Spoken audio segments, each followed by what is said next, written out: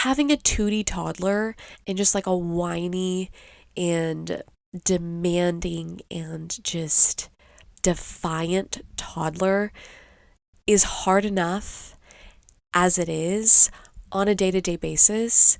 But while on vacation, it's just like, ugh, oh, why you gotta do this right now?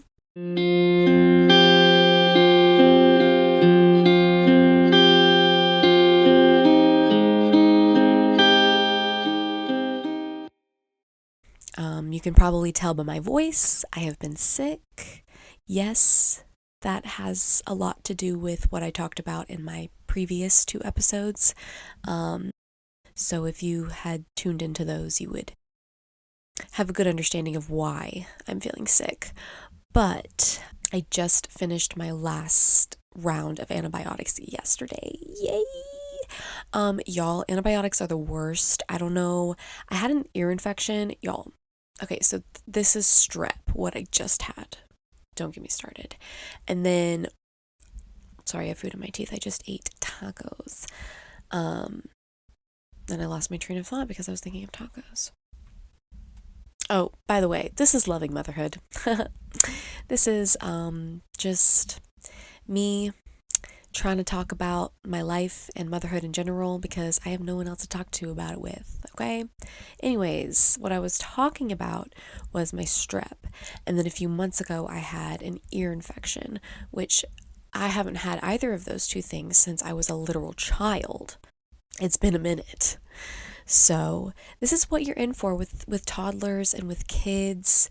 Mamas know that, well, okay, here's the thing. Growing up, my mother never got sick. I never saw that woman sick. The only time that she was quote unquote sick was like, sometimes she would get like a little cough or a cold, but it wasn't anything too severe. And then she would get like migraines. Other than that, I never saw her have any type of flu, strep, you name it, any type of virus. She didn't have it. And I always thought moms kind of had like superpowers against sicknesses and like just super strong immune systems, when it comes to like their kids. In comparison to your kid's immune system, you can withstand a whole lot more. So, and I think that's why your kids get more sick than you do, obviously. But growing up, my mom never got sick, okay? So I just kind of was like, moms don't get sick. Oh, on the contrary, moms get sick. So, yeah. I've been going through it. But to answer any of your questions, if any of you have tuned into the last 2 episodes, we still got to go on our beach trip. I don't think anyone has, consistently tuned into these podcasts. If you have, hey, I love you. Thank you. If not, which is most likely, we went to the beach this past week, and y'all, let me tell you, I truly believe in my soul that this was like a doomed beach trip from the start. Like we made it, we survived, but I feel like something funky was kind of supposed to go on because, something funky did go on. So maybe, we're going to talk about all of it. Also, if you hear that banging, that is my husband working on his car, and he just so happens to be working on it the night that I want to record my podcast episodes. So, that's lovely. So if you hear banging and possible faint cussing and shouts, that's my husband working on his car. So yeah, he's working on his car right now, and there's going to be noises possibly. Man has a hobby, and I'm down for it. But right now we're simultaneously doing our hobbies, and it's not really mixing. Anyways, I was actually in a like super good mood. Not at the beginning of the day. Okay. Don't get it twisted. Still usually depressed. But no, towards the evening, afternoon, evening, I was just like so happy. I wasn't worried about anything. I didn't have a care in the world. I was just so excited to create. I was so excited to go home and cook dinner and see my husband and do the podcast. I finished editing a vlog this week and I posted a TikTok, and I have more TikTok ideas, and I just feel like I'm creatively flowing, and I haven't been creatively flowing in such a long time. And I feel like this one's gonna stick, knock on wood, but I feel like this one's gonna stick, and I'm just very excited to be doing again. And I can talk about the whole burnout situation. I've talked about it before. I've been struggling with burnout a lot as a mother. But anyways, I was just feeling like really, really good on the way home.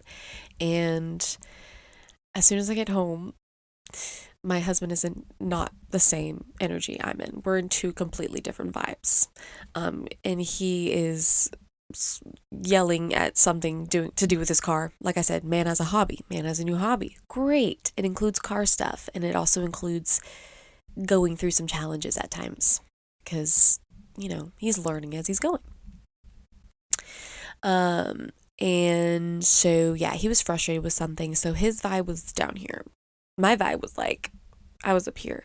But as soon as I saw his vibe, I was like, oh, okay, so I'm gonna just mind my vibe over here and I'm gonna let you find your vibe. And so I handled the kid. He got home, he had to get home super late from work. He was exhausted. Totally get it. He does some really, really hard work. So I handled everything. I was down. Today. I was down to do the whole wifey thing and stay-at-home mom thing. I was down. So, where was I going with this story? Oh yeah, his vibe was down, my vibe was up. And we just had a conversation that just quickly shifted my mood. And it just brought me down a little bit. So I'm trying to bring myself back up, and get back to that energy that I was in before. And it was nothing like super bad or anything like earth shattering or relationship altering or anything like that. It was just like a petty little conversation that we had, and it just had a lot to do with my goals, my creative goals, my dreams in life when it comes to the messages that I want to put out and the type of content that I want to do and create. And I was just feeling so good about it this whole week, and especially like on my way home I took my daughter to a playing cafe, so on the way home from that, I was just feeling good about it because I was getting stuff done, and I was finally not letting my fear of basically everything failing and just being completely rejected by my goals. I was trying not to let my fears completely like just stop me from creating and doing.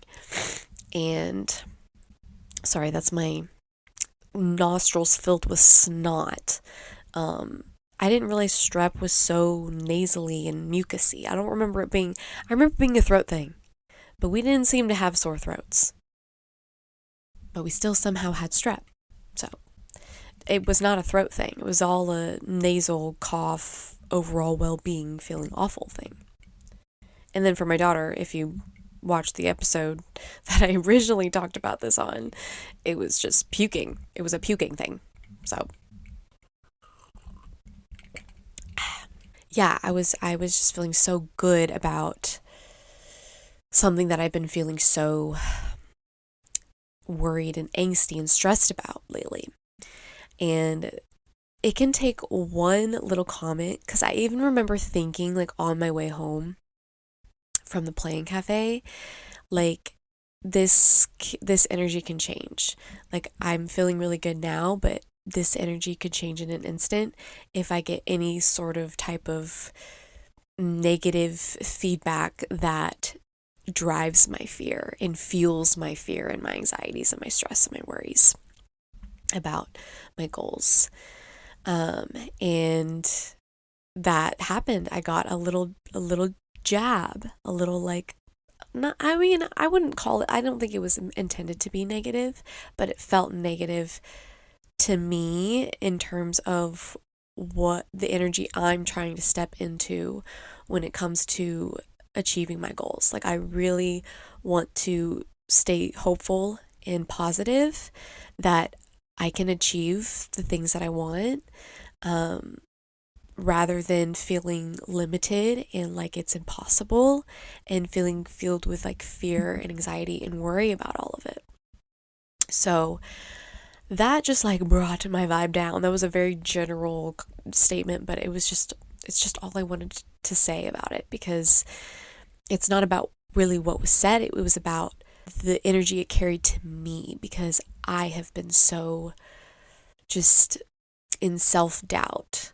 And so when I was finally feeling like confident and reassured in what I can do and in the things that I can achieve, and that got threatened, and that kind of like that button kind of got pushed, like, okay, like this isn't logical, like, let's think realistically, like all those very limiting beliefs that we convince ourselves of, and that are like drilled into us, and just like the way that society works and the way that the world goes, it convinces you that you can't achieve your dreams, that dreaming big is too impossible, it's too rare. You can't have these big dreams because you're never going to make it, because the world doesn't work that way. That's what society is constantly trying to convince us of, and constantly showing us patterns that make us believe that the only way is to be mediocre and to not dream big, and to really, really go for the stars. And I know this sounds so cheesy, but it's so true. It's just drilled into the way the world, like the way that we see the world and the way that the world kind of presents itself to us. Um, and I personally believe that you can do just about anything you set your mind to if you really believe that you can and believe that it's possible. And so I'm trying to just believe that it's possible to reach my goals, to reach my biggest goals, my biggest dreams. I mean, and that goes down to like the house I'm living in, the amount of land I have, the type of life I have, the type of things I'm creating. I mean, every single little thing. I think that, you can really, I think that it's obtainable, no matter how outlandish it might seem or how impossible it might seem to reach. So, yeah, that was just like what I was struggling, because I was feeling so good about it, y'all. I was like, yes, I've got this figured out. And then it took like it wasn't even a comment, it was just like a tone that went with what we were talking about. And it made me immediately get small again and immediately like crawl back into myself and want to just not try anymore, which is the same kind of mental stagnancy I've been in over the past, year, I want to say. It's crazy. It's crazy how powerful fear and anxiety is over like everything that you do. Um so yeah, excuse my snot. I really can't breathe right now, y'all. I have no nostrils to breathe out of, so I'm like mouth breathing, but also like talking. So, ooh, lordy, lordy, lordy. We were at the beach this past week, and like I had mentioned before, I just feel like I keep calling it the beach trip of doom. And it's not that the trip itself was bad in any way. It's not like, I didn't enjoy myself. But I guess a lot of things went wrong. Okay? A lot of things went wrong. And it just from the start felt like, I don't know, maybe we shouldn't be going on this beach trip. Like maybe the universe is trying to tell us something. Like maybe it's like the burnt toast theory. I kept telling myself that as each thing kept going wrong, I was like, it's the burnt toast theory. It's the burnt toast theory. The universe is saving us from something. This has got to be the burnt toast theory. And if you don't know what that is, look it up. It's a very long theory that I don't feel like explaining. Initially, we got sick. Well, not we. My daughter got sick. She got sick with strep the day before we were supposed to leave. And this is what I had talked about in my last 2 episodes, was the possibility of even getting to go on this beach trip. And that made me really sad because guys, I was dying. We were all dying to go on this trip. Like, first beach trip since last summer. Last summer we only went on it. We were only there for a day, literally one singular day we were there.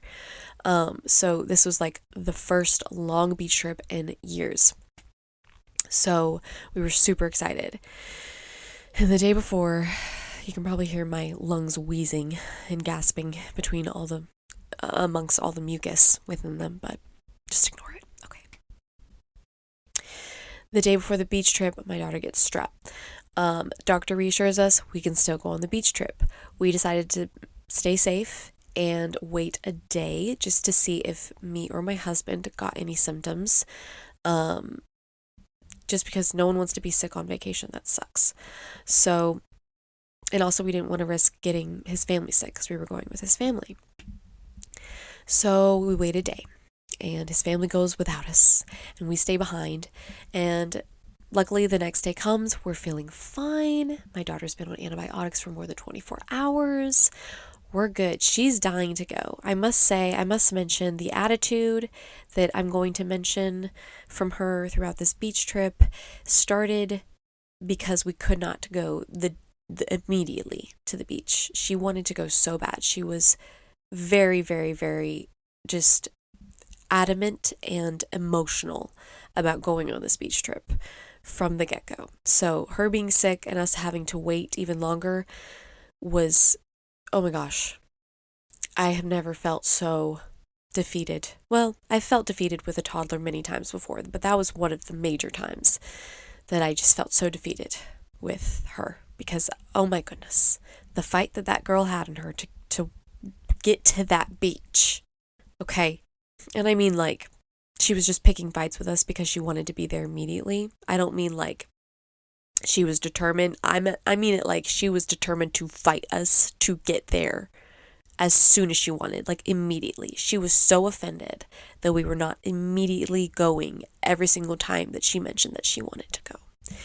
So the days leading up to that, she's already got quite the toot. But I'm thinking, we're about to go on this trip and she's about to have like literally the time of her life, because the times we've brought her to the beach before, she has been like the happiest I've ever seen her. And so this is why I was so looking forward to this. Like, she's gonna have a great time. It's gonna be great. So the day comes to go to the beach. We try to plan to wake up early and get there as quick as we can because it was 7 hours away. Also, 7 hours in the car with a toddler. We've done it before. Okay. And it hasn't been bad. But oh, did this trip teach me that it can be bad. Okay? It just depends on the day for the kid. It don't even matter the length of the car ride. It just depends on the day for the kid. So, y'all, I can barely breathe. I gotta slow down. So, the next day comes. We try to get out as early as possible. We finally have everything together. We're already like an hour or two behind what we normally planned to leave at, because that it's just how it goes with us and just with being parents in general. It takes way longer than you think it's going to take to get ready for a trip. So we get everything ready to go finally, and my husband goes to check the tires, make sure that everything's straight for the car. He notices a nail in my tire. Or no, he noticed the tire pressure on in the car, and then he noticed the nail in my tire. So he was like, crap, like, I guess I'm going to go get a patch and just like patch it over for now. We'll get a new tire after the trip. We have 2 cars. He has a car and I have a car, but we were taking my car because I have the mom van. Okay, I have the vehicle that has the most space, and we got a bunch of stuff to bring. Also, his car has been having issues lately. Okay, so because his car had been having issues, and we didn't really know exactly what was wrong with it. We thought we had fixed it, but weren't entirely sure. We really were relying on my car to get us to this trip. So he's like, I'm gonna patch the tire and we'll get going. It'll take me like an hour tops. I was like, okay, fine. I just have to wait 1 more hour. It's fine. So he gets the patch and he's working on it, and it's taken a minute. And I just figured, like he said it's gonna take maybe an hour. You know, it's okay. No, he comes in fuming because the patch is not working. Well, no, at first the tool to the patch thing bent. So luckily he had bought another one. So he started using that tool. The patch just like is not working. It is not holding. It's not maneuvering right. Um, it won't patch. So since we've already pulled the nail out of the tire to try to patch it, the tire is now flat. I now officially have a flat tire, not just nail and tire, flat tire. So my car is no longer an option. So we decide, okay, screw it. We're gonna try to fit everything in his car, and his car is a lot smaller than mine. I mean, the whole time we're like, do we get the tire fixed now and just like postpone it even more and get there even later than we're planning? Or do we just try to because initially we didn't think we were going to be able to fit all of it in his car. We didn't think we were going to be able to get everything in there. We thought we were kind of like screwed there. Like we were going to have to get the tire fixed. I was on crunch time. He was still trying to get the patch to work. I was like, you know what? It doesn't seem to be working. You keep trying. I'm going to go ahead and try to load all of this stuff into your car and see if it's going to fit. Okay. Immediately, I can tell it's going to fit. Okay. Because I got all of our luggage into the rear seat, not even the trunk. So the trunk was completely free for space for like beach stuff. So immediately I was like, everything's going to fit. We're taking your car. So we take his car. The ride there, smooth. The ride there, fast. It was so great. We took turns. Toddler was chill. Life was chill. The only thing that was kind of, annoying was that his car, one of his like splash guards or whatever they're called, I don't know what they're called. They're things that go under your car that I don't know what they are. But it was flapping because it was loose, and so it was making a really loud banging noise as we hit 75 miles per hour. It would go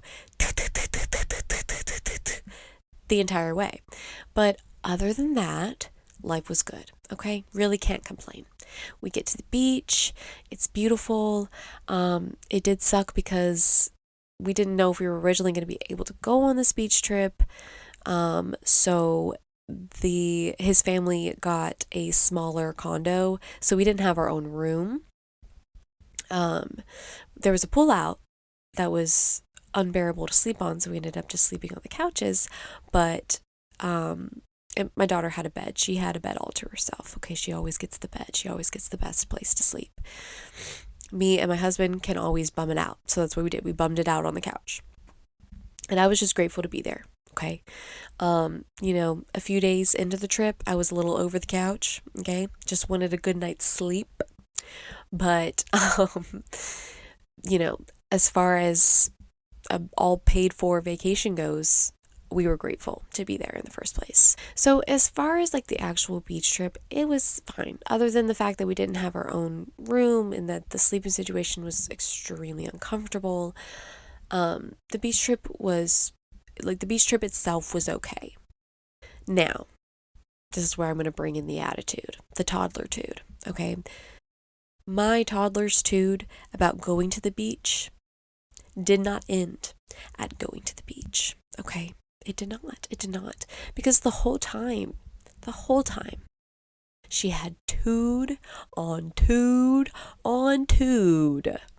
I don't know, maybe it was the antibiotics, and now that I've been on antibiotics for the past 5 days, I can see it being the antibiotics, because those shits made me feel awful. They made me feel worse than the strep. Ugh. I don't ever want to take antibiotics again. I don't know why that came out like that. That sounded so weird.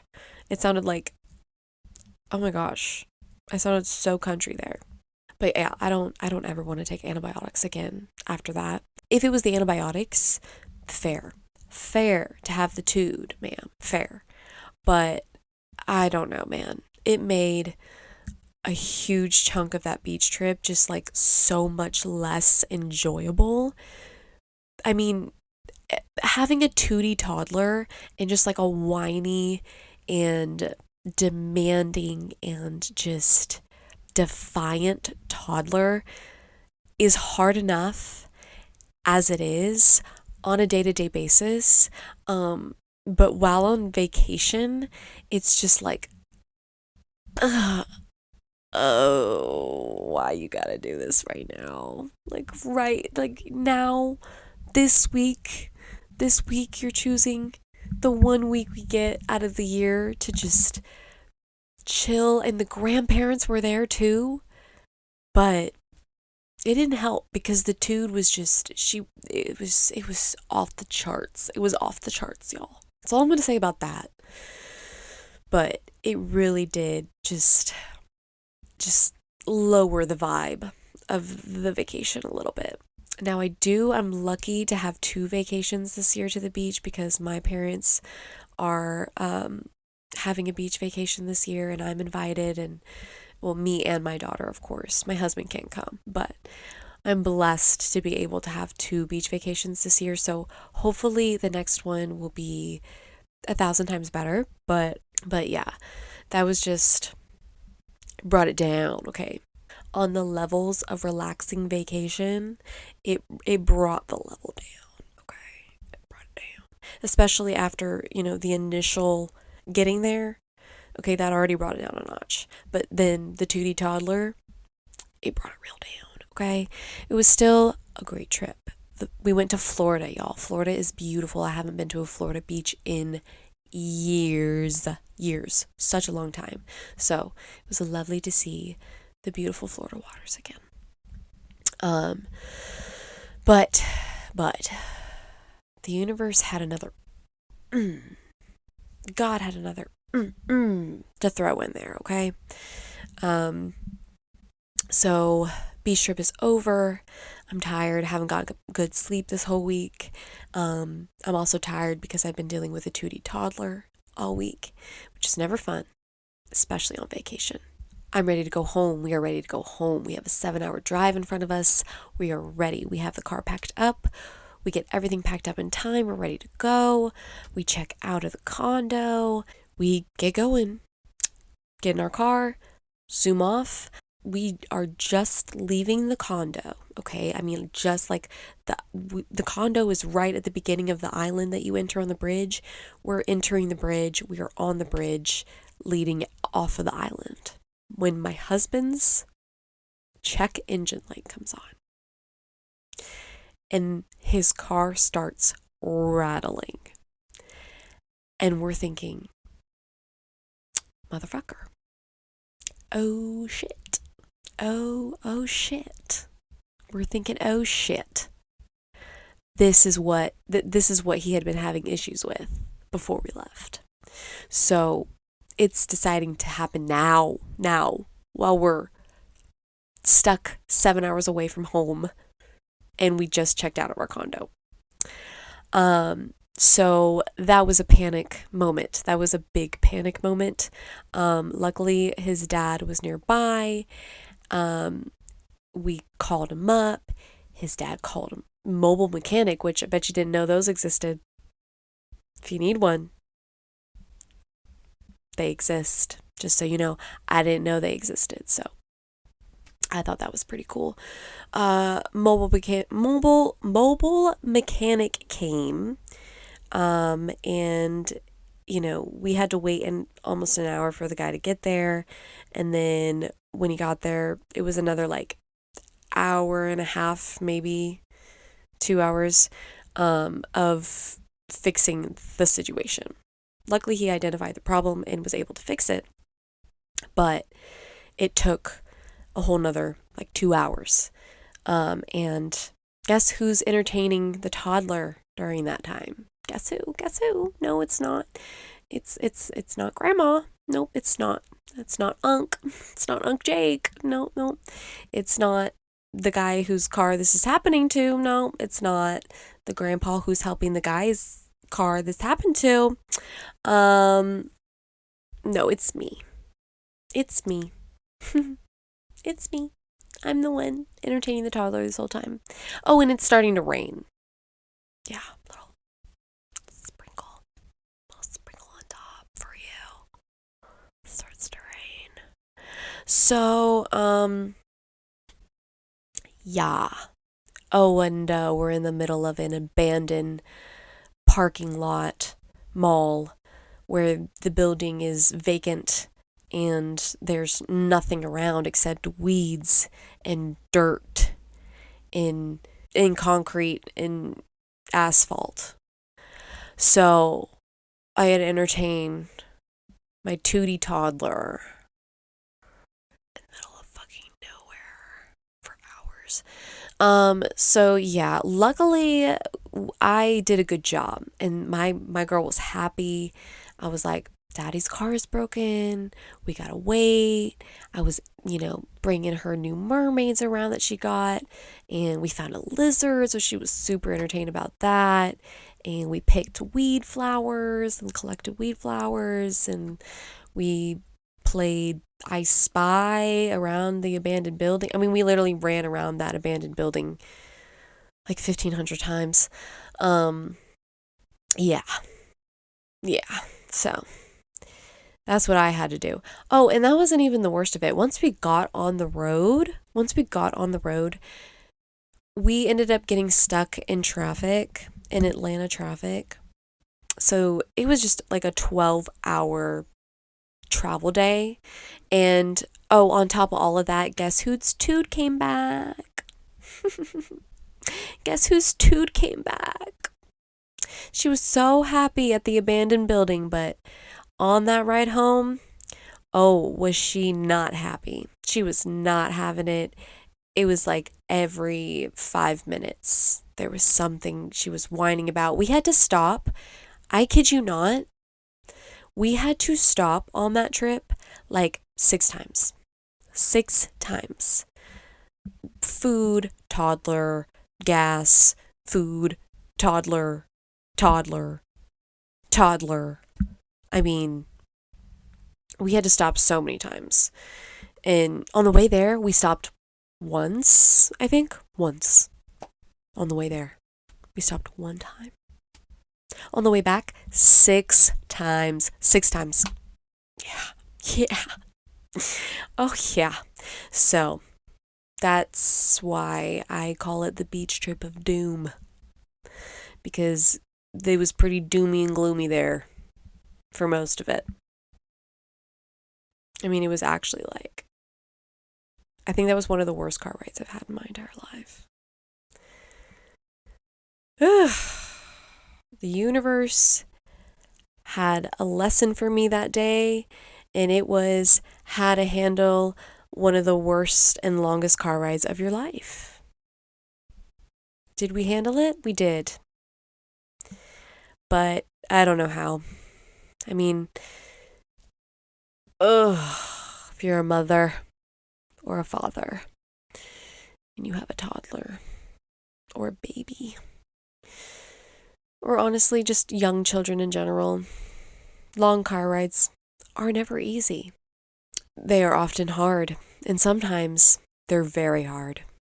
So, yeah, that's what I learned, and that's all I want to talk about. That's all I want to talk about. It was just, I was so excited for this beach trip, y'all. So excited. And I think the reality did not meet the expectation, and a big part of me just wishes we took that week off to just rest at home. And I know that sounds lame, but that wasn't vacation at that point. At that point, it was not vacation. It was just stress and exhaustion. Because the beach itself was fun, but that lasted like a handful of maybe like 8 hours in the span of time we were there. The rest of it was just shit show and travel time. That was our beach trip of doom. Beach trip of doom, dude. But yeah, that was all I wanted to talk about today. If you are watching this podcast on YouTube, it is also on audio format on both Apple and Spotify podcasts. If you're listening to this podcast and would like to watch it, it is on YouTube at momagen.lovingmotherhood. It'll be linked down below, all of it. Follow me on TikTok for more short form mom content. That'll be linked down below. And do I have anything else? I also have a vlog channel that I post both mom and non-mom content related stuff on, and that is Mama Jen. It'll be linked down below. But yeah, I hope you enjoyed this episode, and I can't wait to talk to you on the next one. Peace. Bye.